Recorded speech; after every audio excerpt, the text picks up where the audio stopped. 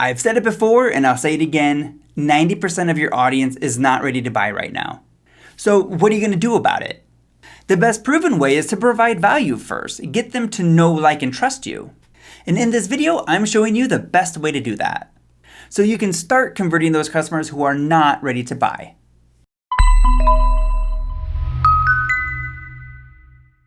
Hello and welcome back to another episode of the Liquid Digital Marketing Podcast. Today we are talking about converting customers who are not ready to buy. And one of the best ways that you can do that is with a lead magnet. And if you have been a listener of this podcast, you know that we talk about lead magnets and you've heard about lead magnets. So this is not a new concept. But just in case it is, let's talk about what a lead magnet is. A lead magnet is basically a piece of value that you provide to someone in exchange for their contact information, typically their email address, sometimes phone. So it can be a checklist, it can be a calendar, it can be a guide, it can be a utility on your website, like a calculator or something where they're gonna get some information from you that they want that's of value in exchange for their email address. It's a lead magnet, right? So then what happens is you get this email address and now you have that into your system and you can use marketing automation to nurture them with emails and have a connection with them. And we just actually talked about that in a previous episode, so you can go check that out. So the thing is a lot of people have lead magnets out there, but what we see a lot is lead magnets aren't as easy as you think. It's not as easy as just saying, oh, I'm going to just create a checklist and put it out there. Because there are other things that go into creating a successful lead magnet. So one thing to think about is, and this is where we typically get it wrong. So as experts in our industries and in our fields, we are really, really good at knowing how to solve their problem, right? Because this is the service we created to solve their problem. We know what their problem is and we know how to solve it. We know what they need. The problem is they don't. They know what they want, and a lot of times it's different than what they need. So when we create our lead magnets, we're creating things that they need, but not things that they want. Let's talk about what is the purpose of your lead magnet. Yes, it is to help them, but the whole purpose of it is to get the lead, to get them into the next step, so then we can help them. So your lead magnet should really focus around more about what they want versus what they need. So if, let's say you are a weight loss coach, what they really need is a change in mindset. They probably don't need another recipe, right? They don't probably need another macro calculator, but that's what they want because that's the quick win. That's the thing that gets them in, right? And then now once they're in, now it's your job to get them to know, like, and trust you so you can actually take them to the next level and actually help them even more. So that's the purpose of the lead magnet. And a lot of times the content of your lead magnet is spot on. A lot of times the problem is your title. So just actually going to your lead magnet and focusing on just focus on the title.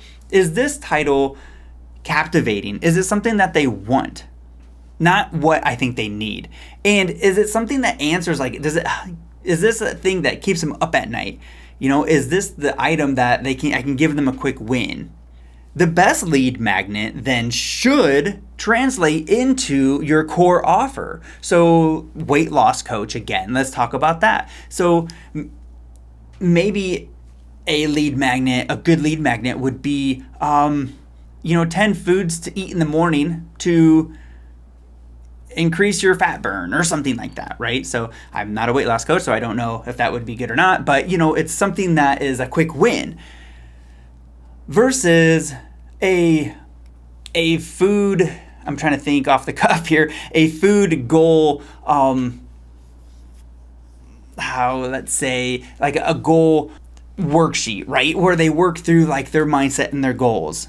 Okay, so maybe that is exactly what they need, but that is sure in the hell not what they want. They don't want to sit down and try to have this mindset and do this big thing that's over outside of, no, they just want the quick win, right? They want the recipes, they want the list, they want the quick little, okay, I can do this, and then they want more help, right? But to get in, they want something simple. So your lead magnet should be something that is simple, something that is a small idea, not sometimes we try to go too big, like, okay, here's this free course. Well, that's just too much, right? Maybe that's a great free value to add, but in an initial lead magnet, something that's really small, a checklist, a recipe, a 5-thing, a little tangible thing that they can like bloop, check off a box and get to that next step.